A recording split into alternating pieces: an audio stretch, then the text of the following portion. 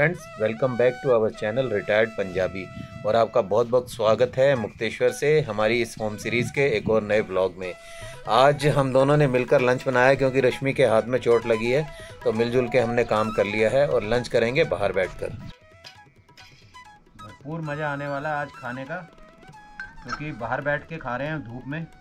अब देखो, गर्मी में दिल्ली में एसी चल रहे हैं और हम लोग यहाँ पर बैठे हैं धूप में। कितना वेदर का अंतर होता है पहाड़ों में, क्योंकि यहाँ इतने ट्रीज़ हैं। टेम्परेचर ऑलरेडी जो होता है उसमें भी 5 डिग्री का डाउन आ जाता है इन ट्रीज़ की वजह से। ऑक्सीजन भरपूर मिलती है और खाने का टेस्ट डबल हो जाता है, क्योंकि यहाँ का जो पानी है पहाड़ों का ना, वो शुद्ध होता है। तो करें शुरुआत भगवान का नाम लेके। जय श्री राम।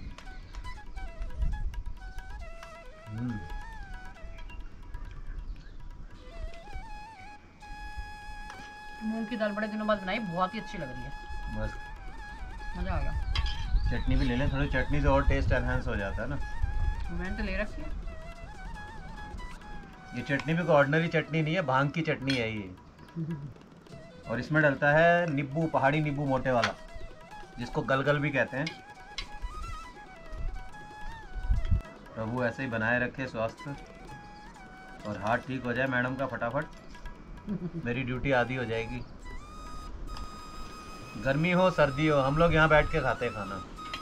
अंदर भी खा लेते हैं जब हवा नहीं चल रही हो ना, फिर धूप में हीट होती है थोड़ी सी, तब हम लोग अंदर बैठते हैं। अगर हवा चल रही है तो बाहर बहुत ही बढ़िया वेदर होता है। खाना खा के हम लोग रेस्ट कर रहे थे तो नीचे से फ़ोन आ गया है कि खाद आ गई है। तो हमारी एक पिकअप में खाद आई है, तो नीचे चलते हैं फटाफट और अनलोड करते हैं खाद को। ओ देखो जी, खाद आ गई है हमारी।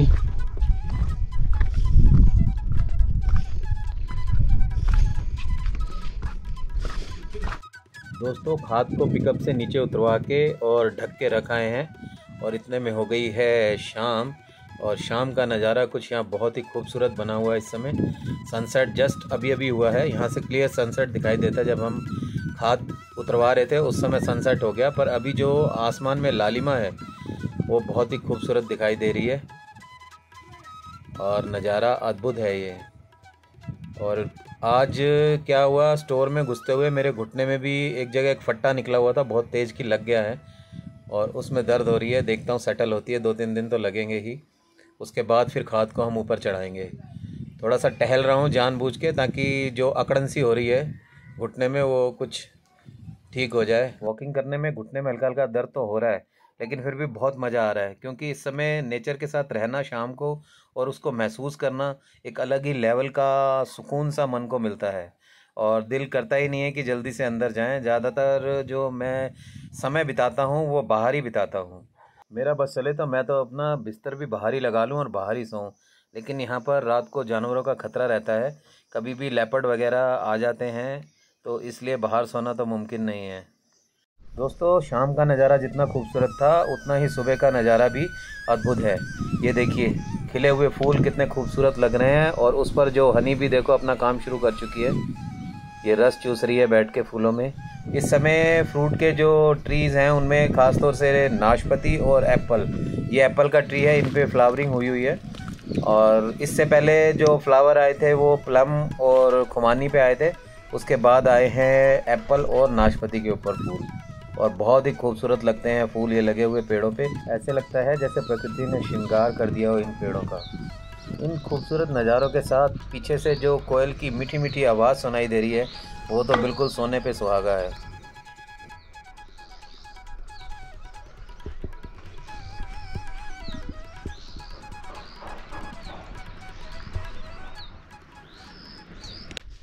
हम लोग जा रहे हैं नीचे गार्डनिंग के लिए। गार्डनिंग में आज तो लेबर का काम है हमारा। हमने जो खाद मंगाई थी उसको हमने संभालना है। थोड़ा सा ऊपर ला सके तो लाएंगे, नहीं तो नीचे इकट्ठा करके उसके ऊपर डाल देते हैं मोम जामा। चलते हैं, मोम जामा ले लेते हैं। ले लो, स्टोर में पड़ा हुआ है, कल देखा था मैंने।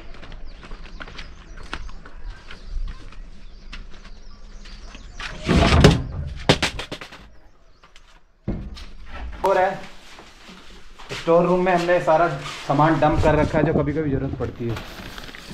कैंची नहीं लेके आए। अरे दे।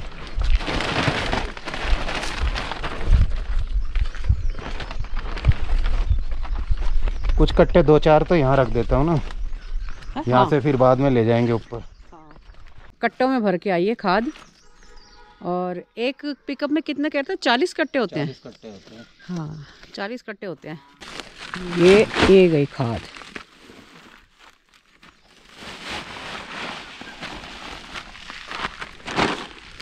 ये देखिए कितनी प्योर है।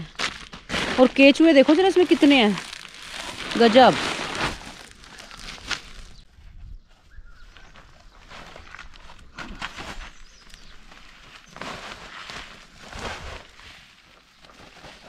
ऐसे माहौल में काम करने का मन भी करता है। केचुए देखो जरा। और केचुए वाली खाद तो आप लोगों को पता ही है बेस्ट होती है। आज सारा काम सर को अकेले करना पड़ेगा। हमारी सारी खाद हमने कट्टों से निकाल के ढेर लगा दिया, क्योंकि जिससे हमने खाद मंगवाई है उसके कट्टे वापस करने हमने। और अभी हमारे पास इतना टाइम है नहीं कि हम सारे कट्टे ऊपर पहुंचाएं, और कोई अभी लेबर भी नहीं मिल रही हमें। तो जब फ्री होंगे तब ऊपर पहुंचा लेंगे। यहाँ मेहनत बहुत करनी पड़ती है पहाड़ों पे। लोग सोचते तो हैं कि हम पहाड़ों में जाएं, पहाड़ों में घर बनाएं। घर मेंटेन करना है तो मेहनत बहुत है। हाँ। और अगर खुद नहीं करो, बैठे रहो, तो फिर वैसे बेकार हो जाता आदमी। अब थोड़ा रेस्ट कर ले। जब नेक्स्ट टाइम अब आएंगे हम 10-15 दिन में, शादी है ना मेरे भतीजे की, उसके बाद फिर इसको पहुंचाएंगे ऊपर। 4-5 कट्टे ले जाते हैं ऊपर, बाकी यहीं ढक दी। आगे सारे कट्टे। हाँ बस ये लास्ट है, यहाँ रख देता हूँ इसको भी। हाँ यहाँ सारे रखे हैं, रखो। मज़ा आ गया मेहनत करके, बिल्कुल शरीर हल्का हो गया। फ्रूट पड़ा कोई? फ्रूट लेंगे पहले जाके।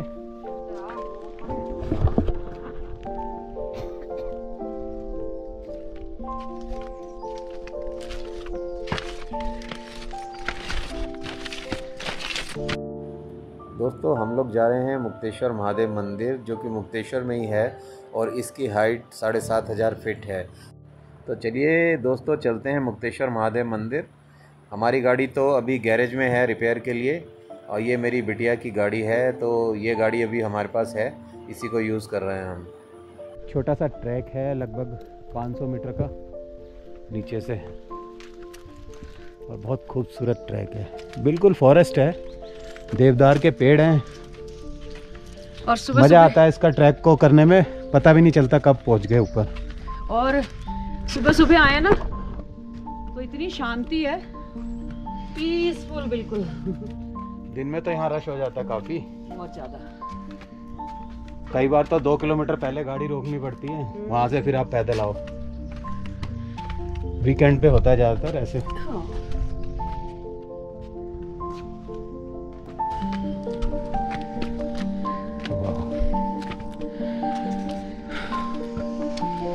हर हर महादेव, बम बम भोले।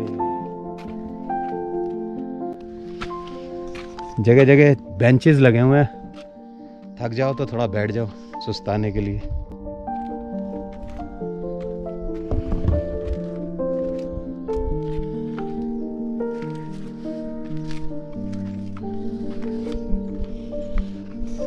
ऊपर दिखने लगा है भोले भंडारी का मंदिर, मुक्तेश्वर महादेव।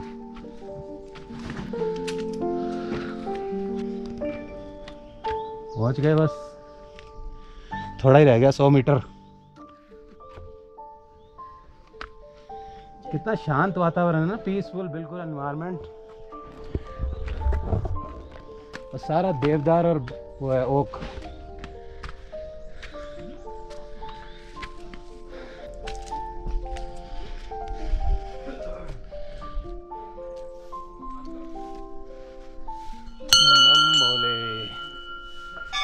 पहले इधर चलें। यहाँ ऊपर एक यहाँ पे है माता का मंदिर है यहाँ, फिर इसके जस्ट ऊपर मुक्तेश्वर महादेव शक्तिपीठ।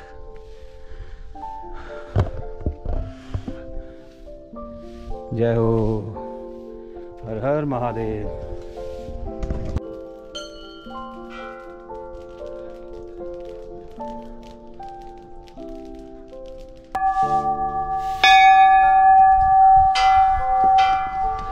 हर हर महादेव, हर हर महादेव, बम बम बोले।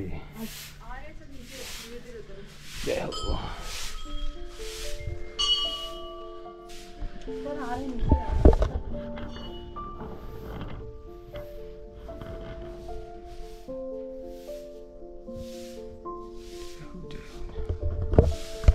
अंदर मंदिर में फ़ोटोग्राफी अलाउड नहीं है और फ़ोटोग्राफी करनी भी नहीं चाहिए मंदिर में, क्योंकि हम जाते हैं वहाँ दर्शन करने के लिए, तो हमारा ध्यान भी नहीं लग पाता भगवान में अगर हम फोटोग्राफी में बिज़ी रहेंगे तो पीसफुली हमने दर्शन किए हैं और अब जा रहे हैं नीचे की तरफ। ये तपस्थली है, तपस्थली टॉप कॉटेज राम मंदिर। ये बगिया है छोटी सी, एक वो बैठने के लिए बना हुआ है, बेंचेस लगे हुए हैं। मतलब इतना घना जंगल है और सारे ओक के पेड़ हैं, देवदार के पेड़ हैं। यहाँ कुछ देर बैठने से एक अजीब सी, मतलब शांत, अजीब तो नहीं कहेंगे, यहाँ बैठने से एक परम शांति का एहसास होता है। कितना घना जंगल है देखिए आप। आपको यहाँ सिर्फ चिड़ियों की आवाज़ सुनाई देगी और कोई शोर शराबा किसी ट्रैफिक का सुनाई नहीं देता। हर हर महादेव।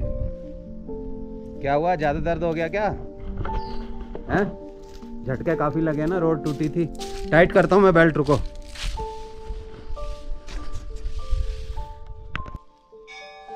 ऑक्सीजन लेवल क्या ही ज़बरदस्त होता होगा यहाँ पे, जो इतने ट्रीज़ हैं और जो घंटी की आवाज़ सुनाई दे रही है, कानों में पड़ रही है ऐसे वातावरण में, तो वो एक अद्भुत सा एहसास होता है दिल के अंदर। और अगर भोले शंकर को याद करते हुए आप यहाँ पर कुछ देर विश्राम करते हैं तो एक बहुत ही एनर्जी लेवल आपका अप हो जाता है। लंबे लंबे ओक के ट्री हैं।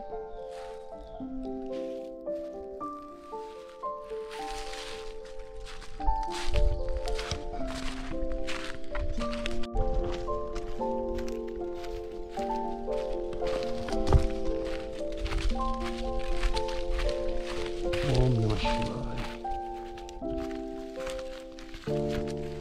आते हुए तो आदमी लुढ़कता चला आता है।